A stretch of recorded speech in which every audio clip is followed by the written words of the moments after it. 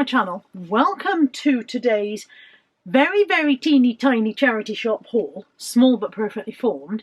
But also, what will I be keeping out of the sacks? So, let me show you this. This is what it looks like when I collect the bulk buy sacks that I get from my charity shop contact. That lot needs to be sorted through. I decide what I'm going to keep and then I bundle on the rest and sell on.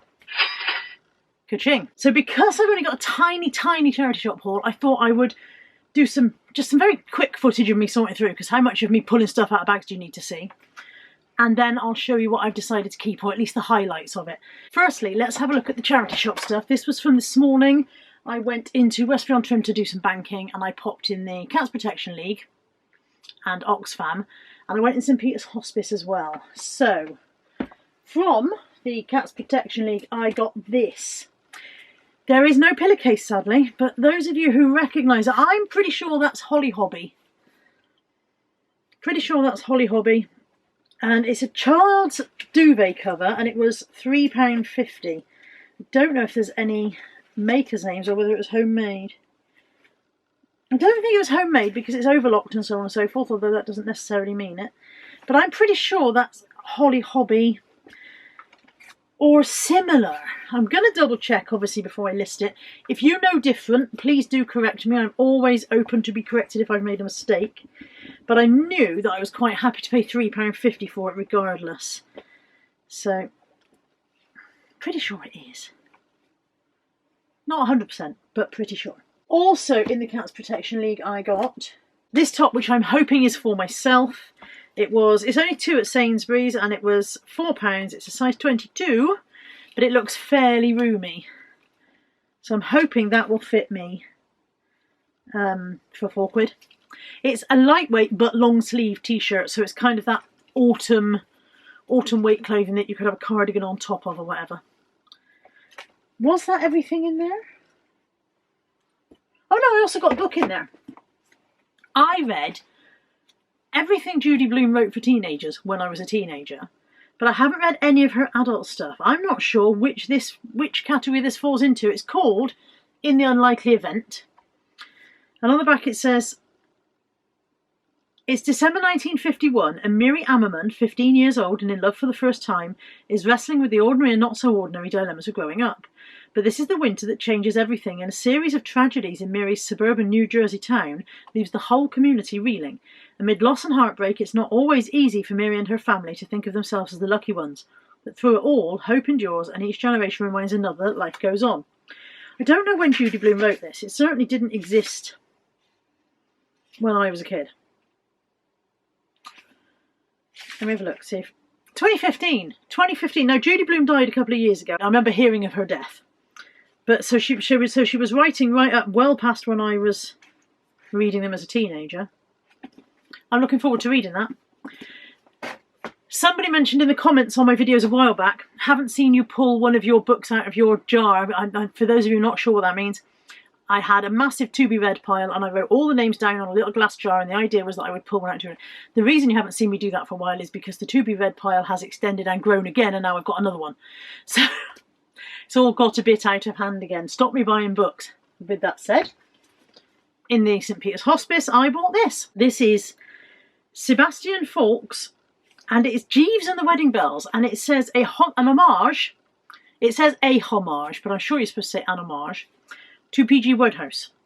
Now, I love Jeeves and Wooster. I've got everything that P.G. Wodehouse wrote, and I've read it over and over again, and I don't normally react very well when somebody borrows somebody else's characters. But I flicked it open, read a couple of lines, and thought, okay, that sounds bearable. So, looking forward to trying that one as well. Also in the St Peter's Hospice, I bought this. It is a recipes book. It is designed by Matthew Rice, who was married to Em Bridgewater, and they worked together for many years. I don't know if he's still married to her, but they worked together for many years. And I believe, I paid £1.99, I think you probably just saw the... There are some recipes in there, but then there are spaces for you to add your own. So for example, there's a kedgeree recipe, but then there are also blank pages. It is completely unused as far as I can tell. Some Matthew Rice things go for many monies. I don't know whether this will or not. I haven't looked it up. I just knew that when I saw it, I grabbed it. In the Oxfam in Westbury on Trim, I got this mug simply because it made me smile. On one side it says Super Dad, and on this side in Latin, Optimus Pater. And that just made me laugh. It was 99p. Made in Great Britain for Pastimes, Oxford, England. No idea if there's any value, but it made me smile. The Optimus Pater made me smile. The last bits, these are also from the Oxfam. I have never picked up this label before. It is Mads Nordgaard. I'm sure I'm butchering that because of not being Danish. But I had definitely seen other people pick it up. First time I've ever seen it. It's only a simple jersey top. I paid £3.99 for that one. I think it should go for 20ish. It seems to be a good selling brand. £6.99 got me this Breakburn jersey dress. And the reason I got it is because it has dog print all over it. Tiny little Dachshunds all over it.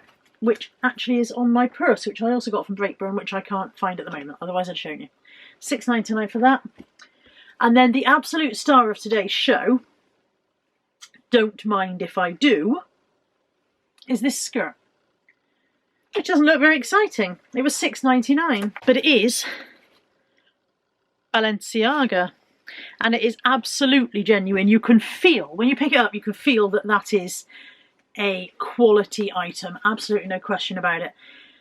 I anticipate that that will sell for 50ish. It might go for more. Some Balenciaga stuff goes for much, much more, but it is only a little skirt at the end of the day.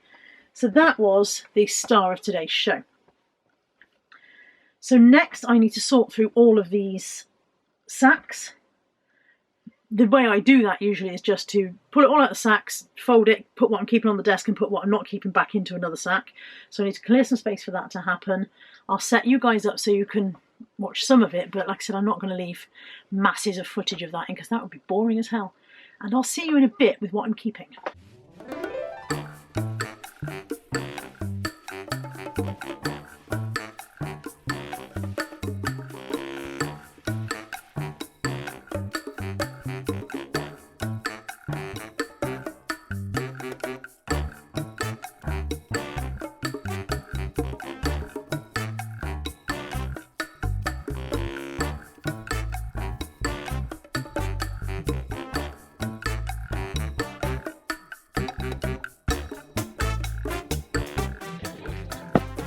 I'm about halfway. I've got a pile here that you can't quite see. That's what I'm keeping. 3 massive sacks not keeping. 3 sacks left to do. 2,000 years later. Okay, finished sorting. This is the pile I'm going to keep, and I think it's actually bigger than usual. I thought I'd have a quick go through and show you what I'm keeping. So, as a general rule, it works out that it costs me less than 50p per item. I've got this Ted Baker blouse. I think it feels like it's silk. Bingo, 100% silk. There we go. It's got a kind of a heavy beaded collar. A Bowden jersey dress. I think I've had this one before. The pattern looks familiar. And what I do next is bag them all in 10s so that when I want to list, I just pull out a bag of 10 and it's not too much to look at all in one go. This is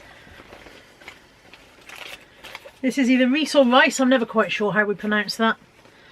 Reese or Rice. It would have been £7 in the shop, which wouldn't have been a bad price for a Rice dress actually. This is Susandar, which is something I very rarely find.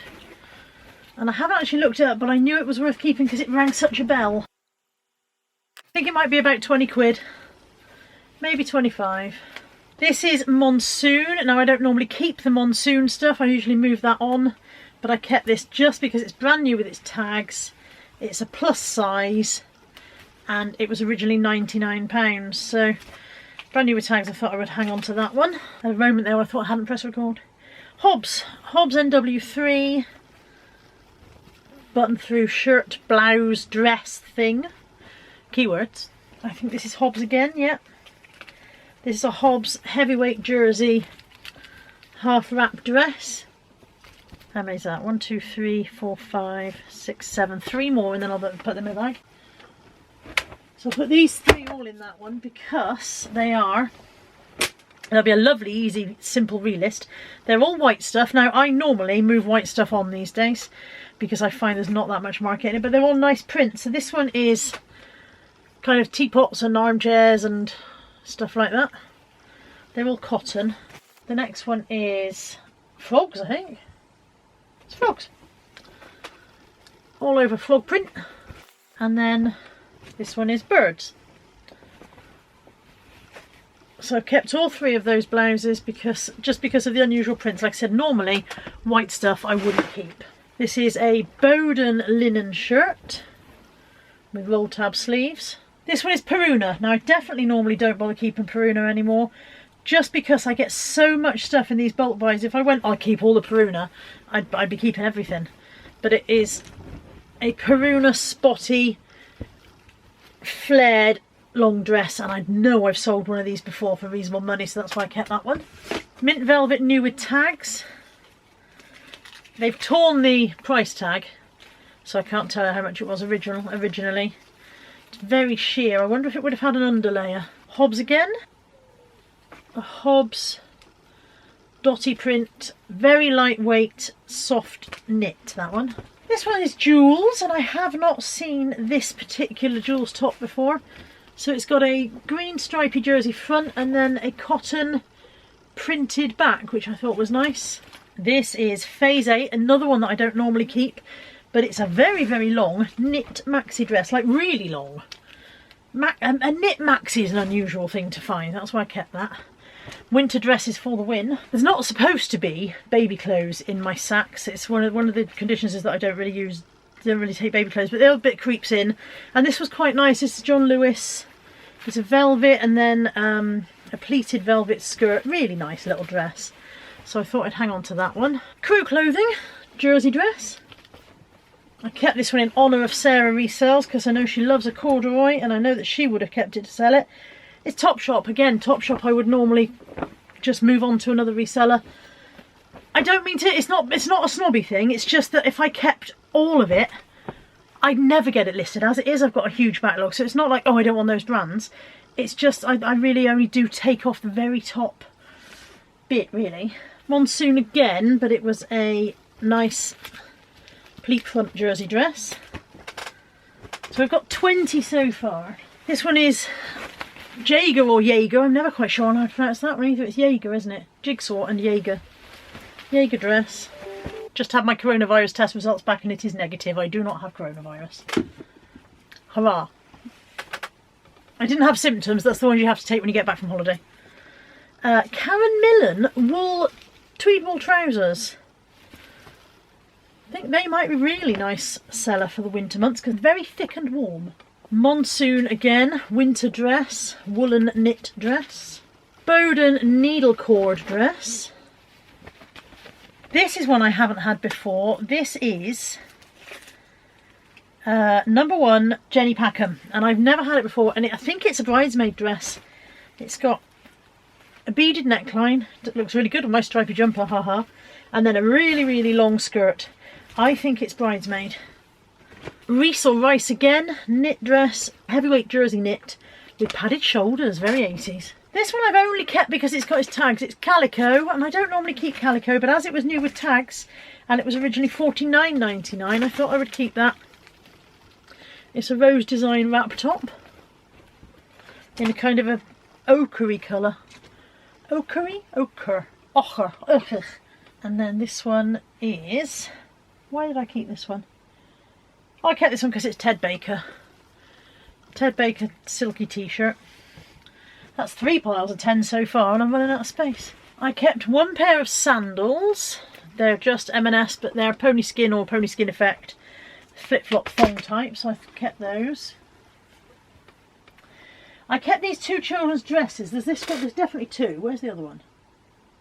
There's the other one. Kept them because they are Johnny B, which is young Bowden. And I will list them as a 2 if they're the same size. So that one is 13 to 14 years. I don't know who's dressing their kids in Johnny B Bowden at 13 to 14. I don't know any 13 to 14 year olds aware of it. They're both the same size.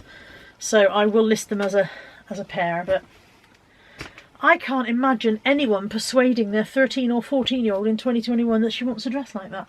2 pairs of Under Armour shorts. I think they are swim shorts, although I'm not sure. They might just be sports shorts. I've never found Under Armour before.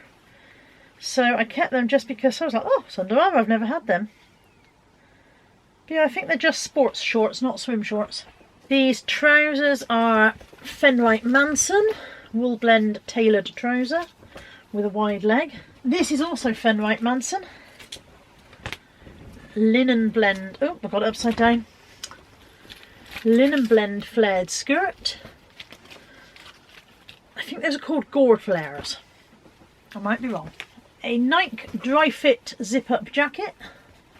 A Phase 8 linen summer jacket with a tie front. I've definitely sold one of those before.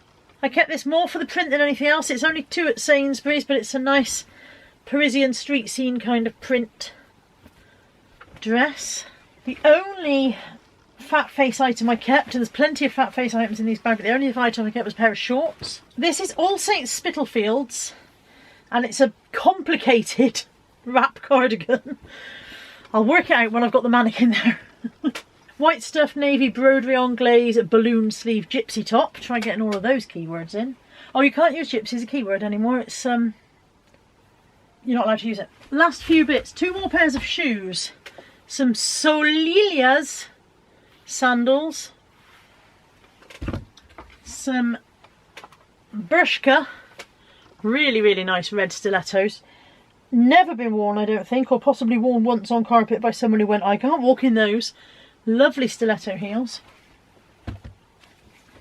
This, which I don't think is lovely, but it's brand new with tags. It's only Georgia Asda. I kept it simply because it is a 22 and it is glittery, and there is going to be a party season this year, isn't there? So I thought that might sell. Anne Harvey again, kept it purely because it's plus size. Crew clothing skirt. People are still booking holidays. In fact, I think this winter we might see an influx in people going abroad because they weren't able to go earlier in the year. This one was a good one. Bob Mackie, Wearable Art. I've never heard of it, but it was an interesting label. It's purple velour. A very, very beaded neckline. I don't know if you're catching it on the camera, but I thought that was an unusual one. And 2 pairs of jeans. One are only Marks and Spencer's, but they're the Magic jeans with lift to make your bum look better, and they're brand new with tags and would have been £35 originally. And the other pair are super dry, super skinny ones. That is everything I am keeping from the Saks. So as usually is 40 to 50 items, and once again we've got about 48, I think. So the usual number.